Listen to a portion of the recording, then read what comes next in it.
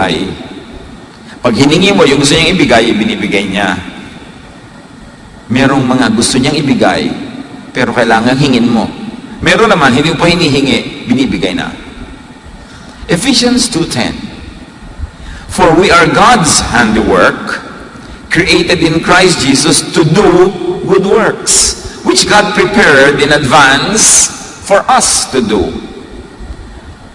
Yung palang lahat ng gagawin nating maganda, therefore makakalugod sa Diyos, hinanda na ng Diyos para sa atin na gagawin natin. Meron na siyang ideya bago pa man tayo isilang kung anong ipapagawa niya sa atin. Marami lang ang buhay na sasayang kasi nakalagitnaan na, naubos na, hindi pa nila ginagawa yung gusto ng Diyos para sa kanila, at ang ipinagpipilitan nila yung gusto lang nila o yung hindi nga nila alam kung anong gusto nila. Tsamba-tsamba na lang buong buhay, hit and miss, hanggang natapos na lang ang earthly life, wala pang nangyari. Each person's best work is predetermined by God. Doon ang tinatawag na predestiny. Not in the details of everyday life, but in the general direction of how your life should be lived. Now, how do you know which and what work is for you, is for me? What God wants for you to do is what God designed you to be able to do. It is what God designed you to love to do. Nagtatanong, ano po bang kalooban ng Diyos para sa akin? Ano bang papel ko sa buhay? Ano bang dapat kong gawin? Anong dapat kong maging profesyon? Anong dapat kong pag-ubusan ng lakas? Ano ba yung kaya mo na likas? At ano ba yung talagang gustong-gusto mong ginagawa? Di yun ang gusto ng Diyos para sa iyo. Liba na lang yung gustong-gusto mo, isang alam na alam mong kabalbalan sa buhay. Di ba? God prepared the good works that we should be doing, not the bad. So para malaman mo kung saang area ka i-bless ng Diyos, dapat nasa area ka na naturally able and gifted ka to do, hindi pilit. At pagkatapos yung naturally, you love it. Kaya yung may nagtatanong sa akin, Pastor, ano po bang magandang negosyo? Lahat ng negosyo maganda. Pero, ano ba talent mo? Kasi po, malakas pagkakitaan ngayon ng talyer. Yung po bang gumagawa ng mga kaha ng jeepney? Kaya mo bang gawin? Hindi po. Enjoy ka bang gawin? Hindi po. Hindi para sa iyo yun. Para sa kumparin nyo yun. Kasi yun ang gift niya, yun ang gusto niya. Nag-welding, nagpupokpok, natatalsik-talsik ka ng mga acetylene. Pero kung hindi yun ang gusto mo, kahit malaki kita doon, huwag ka doon pumunta. Hindi yan ang will ng God para sa iyo. Kailangan able ka and you enjoy it. At Diyos ang naglagay sa iyo noon bago ka pa isilang kung ano yung regalo niya sa iyo, na pag yun ang ginawa mo, ang bilis mong gumawa, naturally, maganda, masaya ang lahat, masaya ka rin. Pastor, gusto ko pong laging kumanta. Gift ko po bang kumanta? Nag-enjoy ka ba? Opo. Kaya mo ba? Nakikilig po. Nag-enjoy ba nakikinig sa'yo? Hindi po. Tumigil ka. Magkudkod ka ng nyog. Baka yun ang gift mo. Doon kaya yaman. Makakapagtayo ka ng pabrika ng bukayo. Know what you are able to do best. Know what you truly love doing. And equip yourself to be able to do it well. Hindi naman kung may natural gift ka, excellent ka na agad. Kahit nga magaganda yung natural boses, kailangan ng training, kailangan ng practice. So, pero kahit mamatay ka pa practice, kung wala kang natural talent dyan, mamamatay pati teacher mo. Kailangan may natural, tapos lilinangin mo, i-develop. You know it, you identify it, you learn, you train, you practice. Then you're on the way to do what God has designed you to do. But before you can do that, you have to set yourself free from control of others. Kasi marami mga tao na may ideya kung paano ka dapat mabuhay. Unang-una na doon ang mga magulang natin, dapat ka maging dentista, dapat ka maging ganito, kasi ang tita mo meron ng silya, mamamana mo na yun. Magdedentista po ako dahil lang ang tita ko merong dentist chair. May ideya ang ating mga tita, lahat ng mga nagpapaaral sa atin, tumutulong kung ano dapat mangyari sa buhay natin. You have to be free from that.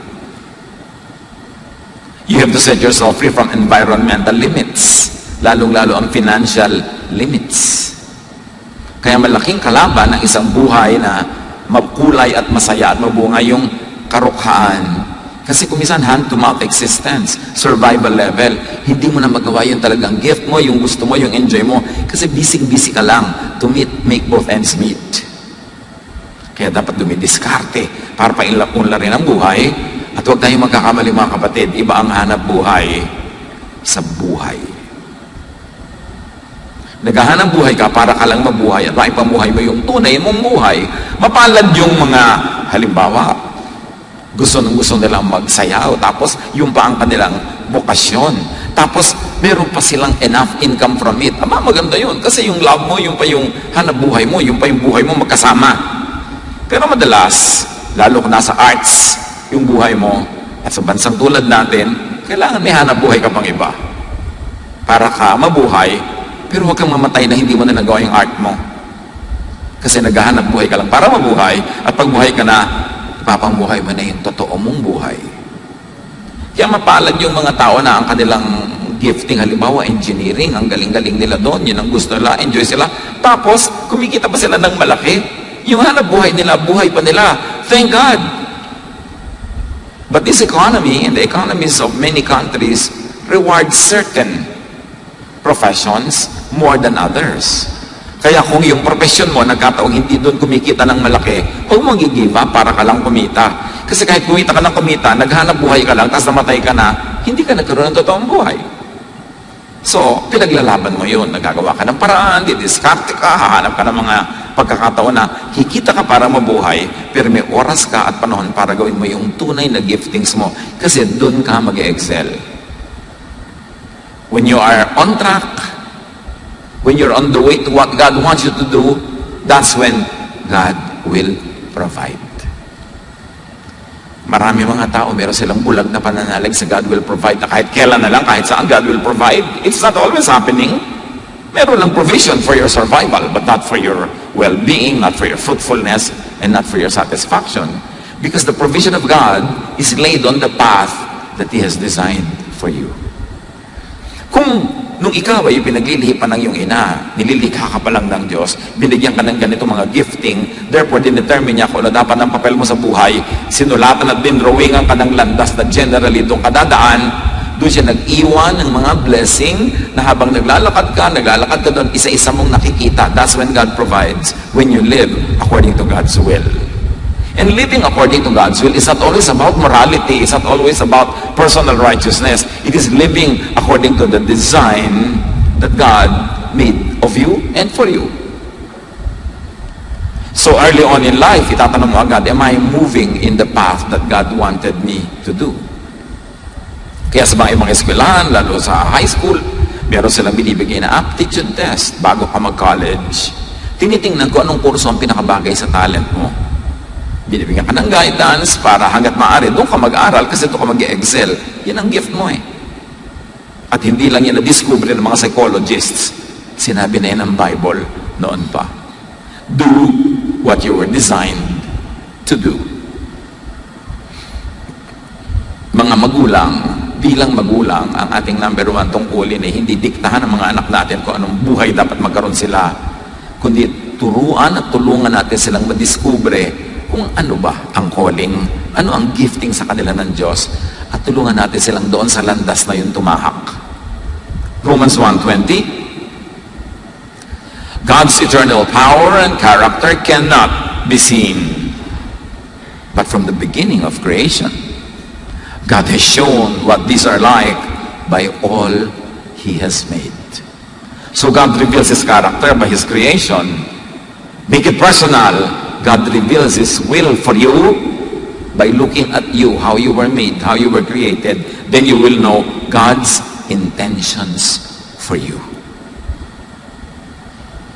A person's make shows God's intention and will, and should determine function.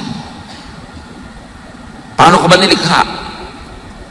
Sa church, iba-iba ang inilalagay ng Diyos sa mga tao na iba-iba ang talent para kumpleto ang rekado ng church. Ganon din sa pamilya. Paano ka ba nilikha? Kaya iba-iba ang papel natin sa pamilya, hindi magkakamukha.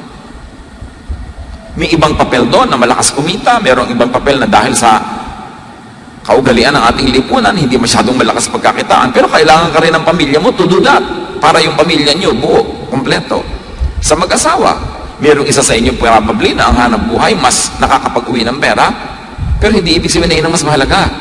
Kasi yung galing at husay ng kabila na hindi masyadong may economic power, yun na siguro nagbibigay naman ng soul, ng life, ng color sa inyong family life. So pareho yung mahalaga.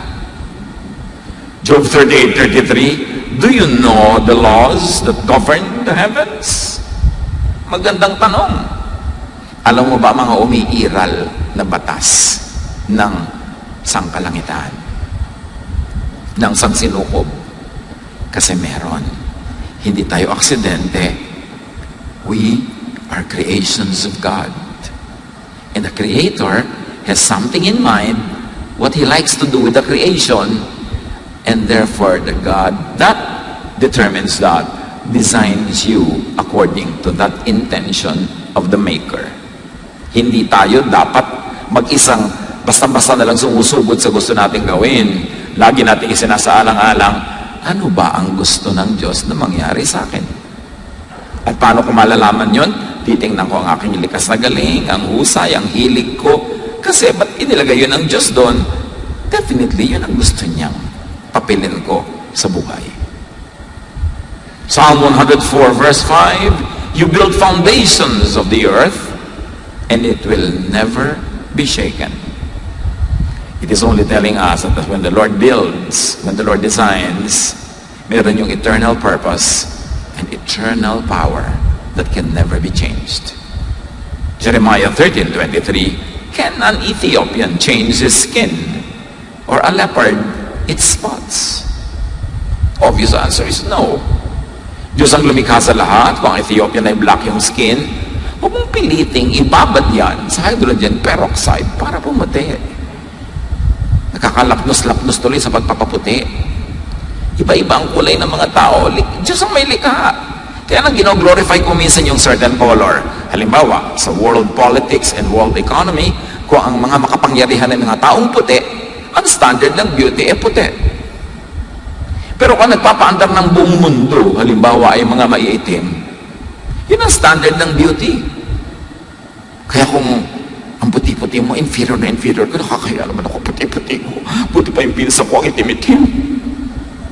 Pero dahil nai-influensya tayo, maging ng relihiyon, kasi may mga imahe ng mga puo na puro puti.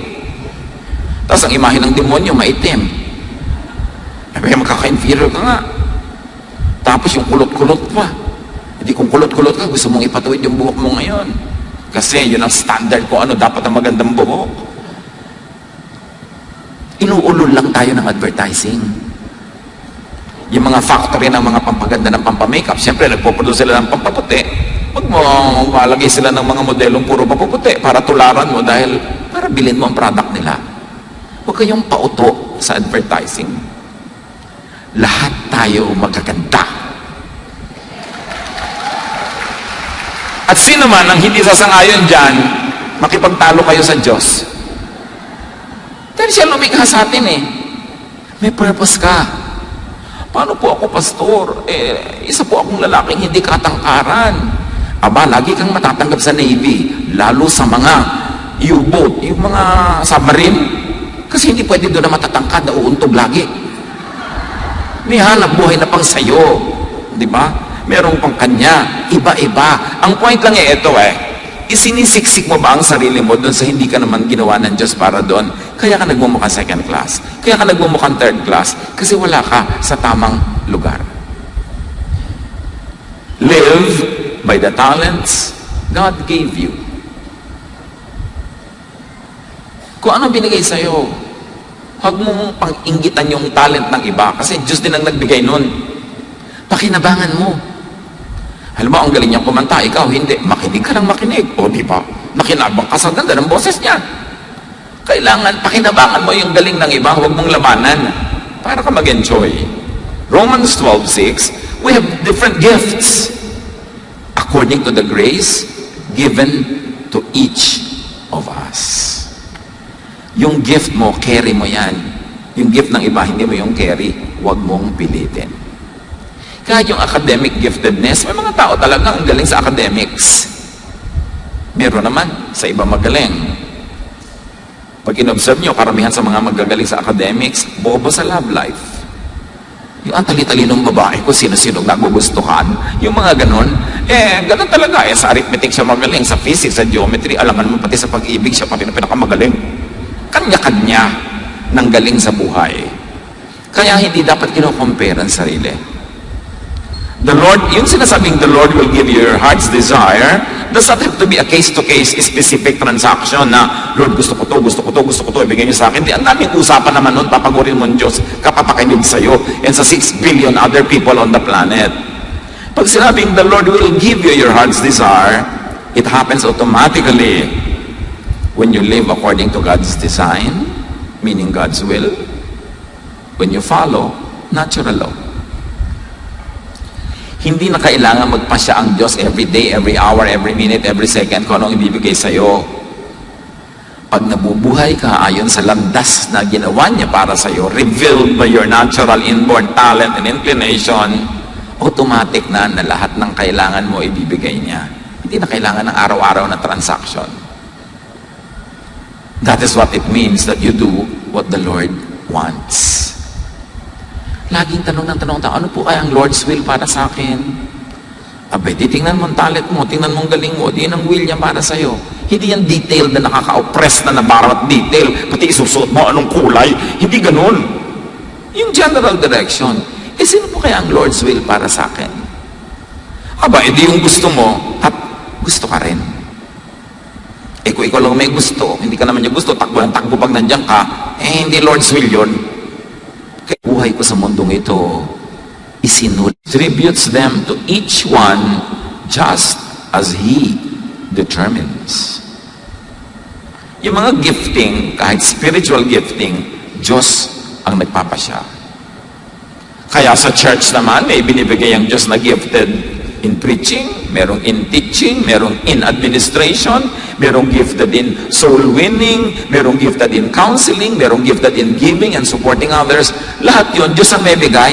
Para pag pinagsama-sama kayo, merong isang kumpletong community, merong isang kumpletong pamilya. So kung ikaw ay administrator, huwag mong piniting maging preacher. At kung preacher ka, you go on preaching and delegate administrative work to other people who are gifted in that area.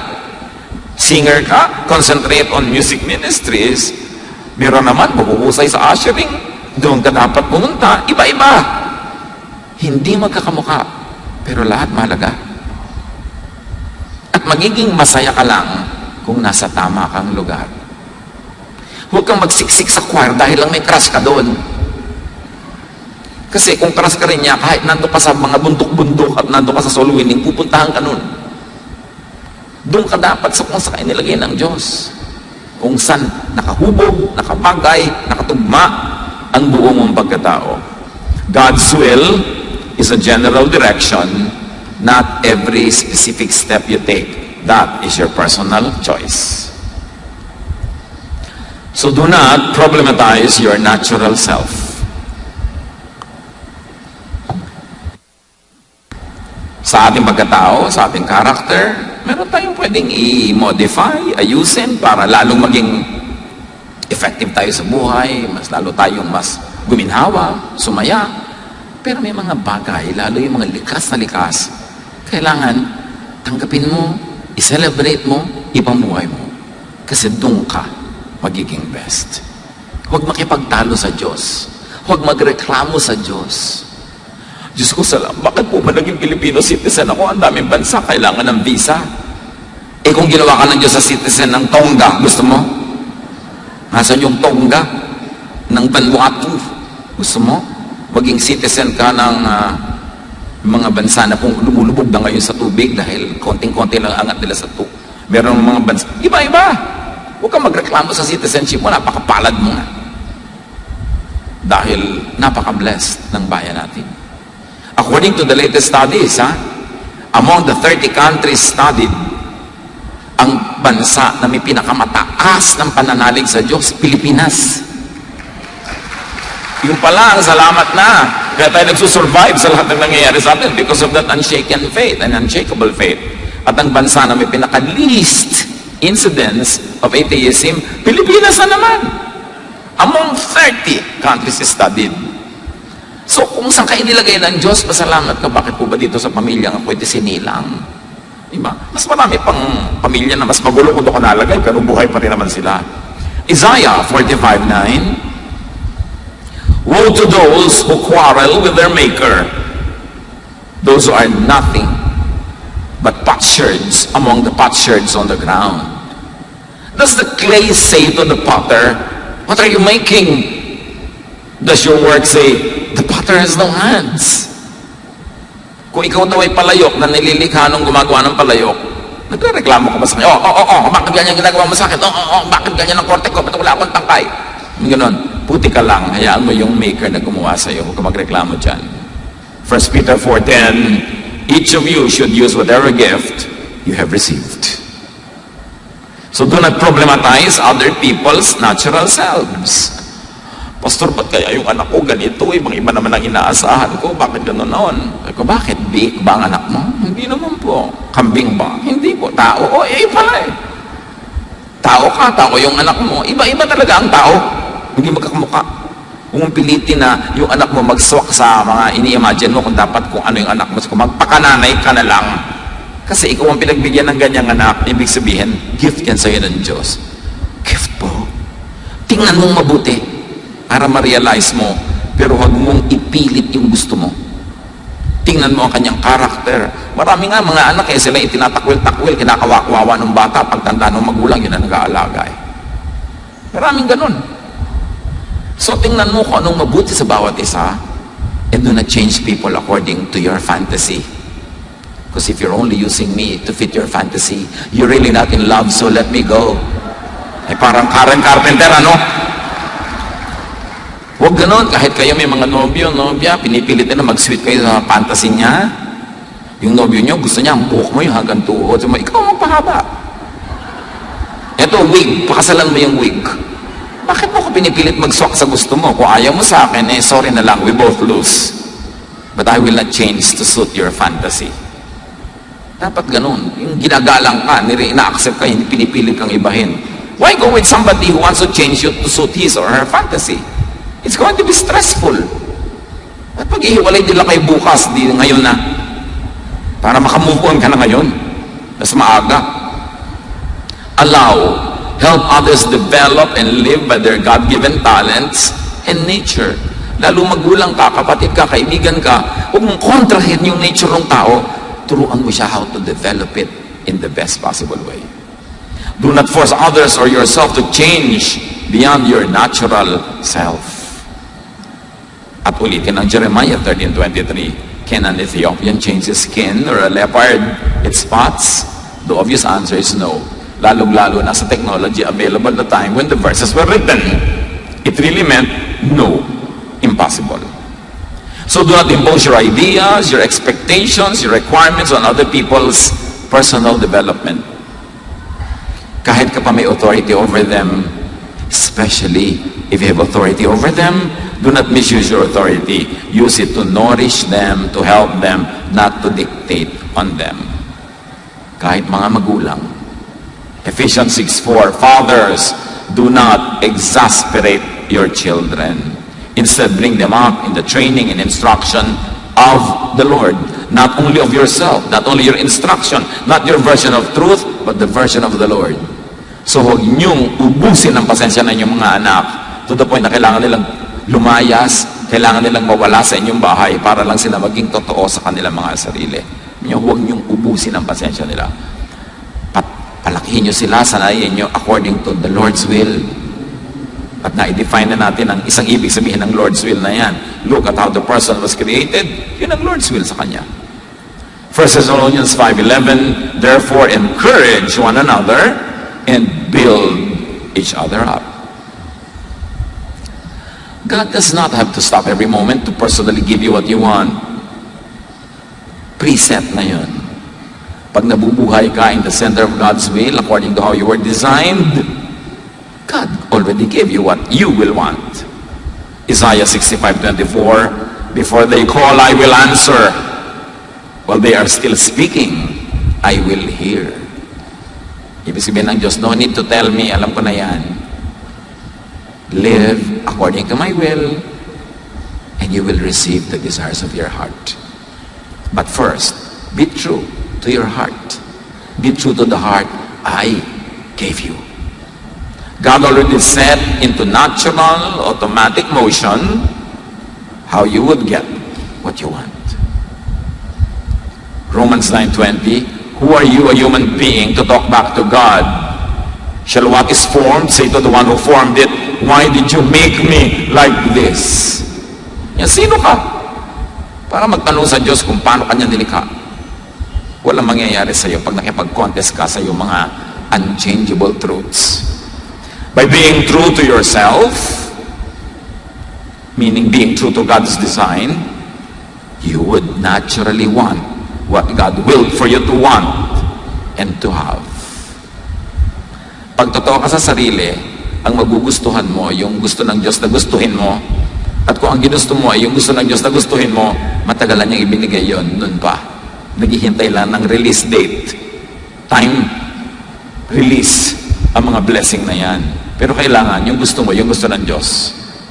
Do not try to be somebody else. Do not try to desire what is for others.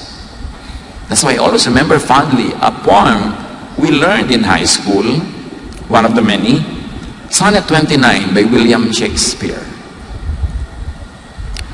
When in disgrace with fortune and men's eyes, I all alone beweep my outcast state, and trouble deaf heaven with my bootless cries, and look upon myself and curse my fate. So Shakespeare is talking from the point of view of someone who's unhappy with himself.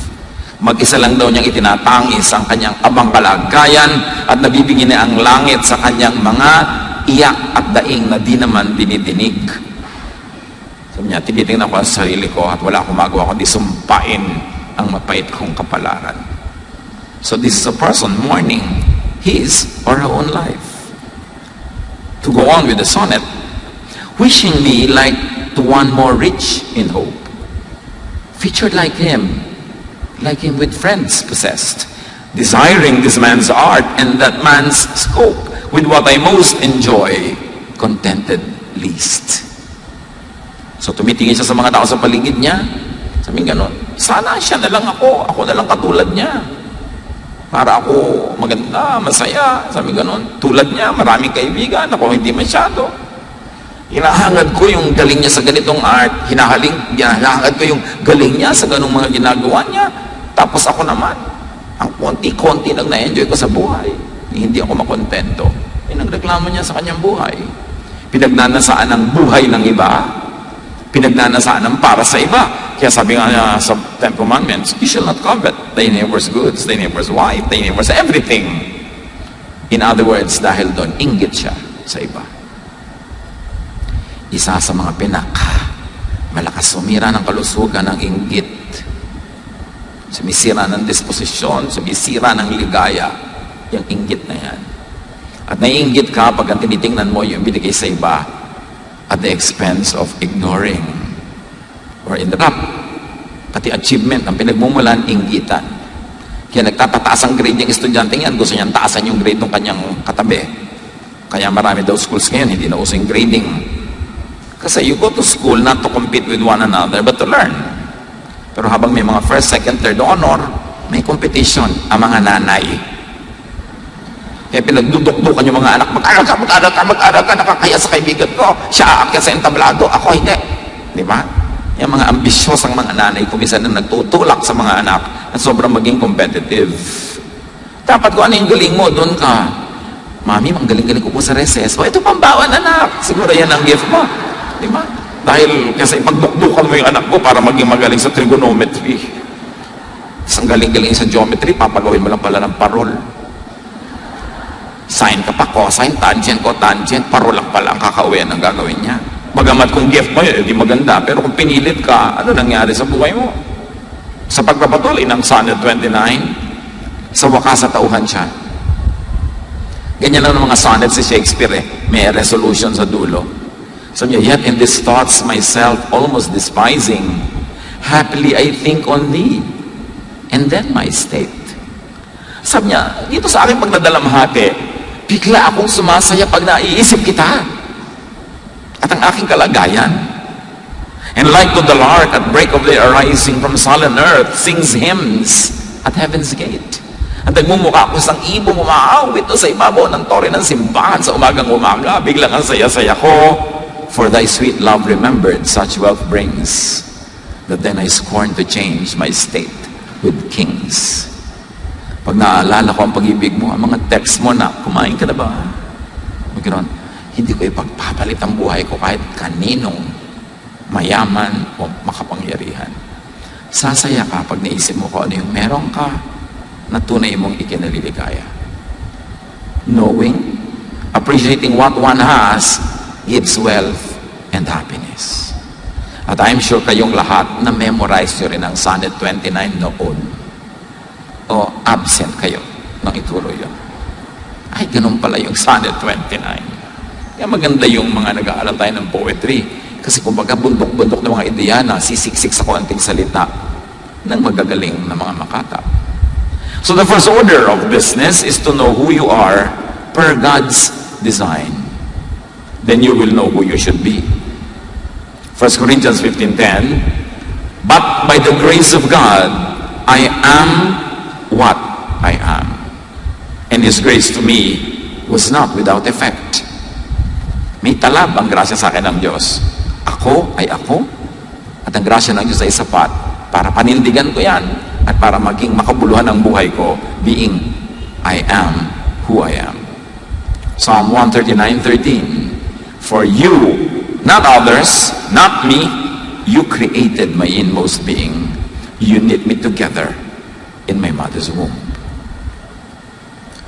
The first order of business is to know what you really want and to work for it, to work alongside it. Jeremiah 29:11-12, sabi ng Diyos, I know the plans I have for you. Plans to prosper you and not to harm you. Plans to give you hope in the future. Then you will call on me and come and pray to me, and I will listen to you. Come to me, ask about my plans for you, because I know the plans, and I will listen to you. Live according to my plans for you. 1 Corinthians 2:9, what God has planned for people who love Him is more than eyes have seen or ears have heard. It has never even entered our minds. Alam niyo ba kung anong plano ng Diyos sa umiibig sa Kanya, sa sumusunod sa Kanyang kalooban, sa nabubuhay according to design? Ganon? Higit pa sa lahat ng nakita nyo na. Higit pa sa lahat ng narinig nyo na. Sa katotohanan, ni hindi sumangi sa inyong guni-guni ang kadakilaan, kagandahan ng gustong ibigay sa inyo ng Diyos. So dapat yan ang hanapin ninyo. Know what God wants for you. Ask for and live by what God wills for you, and receive all of it plus. Hindi bagay sa mga anak ng Diyos na nagrereklamo, maralita, hindi masaya sa buhay niya, mamamatay na lang, hindi pa sumasaya. Hindi bagay yon. Pero una nating hanapin, ano ba ang kalooban sa akin ng Diyos according to how I was made? Doon ako mamumuhay, paninindigan ko yon, lilinangin ko yon, and I will receive blessings I have never even imagined. Dear God, we thank you for the beautiful plans you have for each one of us. Teach us to be faithful to you, our Creator, our Maker. Teach us, Lord, to appreciate you as Creator and to appreciate the creation as well, including ourselves. At nawa maging panggising, guide, light sa amin, Lord, na meron kayong plano, na ang successful life is not the life lived according to our will, but the life lived according